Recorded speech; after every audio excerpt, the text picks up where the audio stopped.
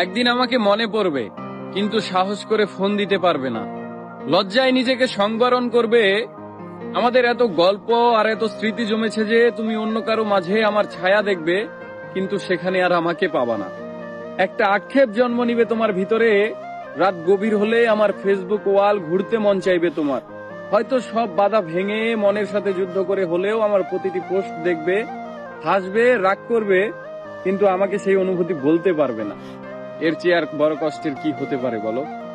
কোনো এক ভোরে কিংবা গভীর রাতে ঘুম ভেঙে ফোন চেক করে দেখবে আমার কোনো টেক্সট আছে কিনা। আমাকে না পেয়ে তোমার যেই দীর্ঘশ্বাস জন্মাবে তা তোমার প্রাপ্য ছিল। আমি তো কোনো অন্যায় করিনি।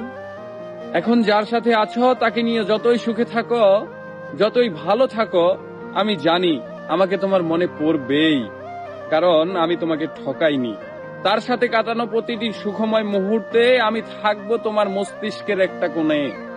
এর চেয়ে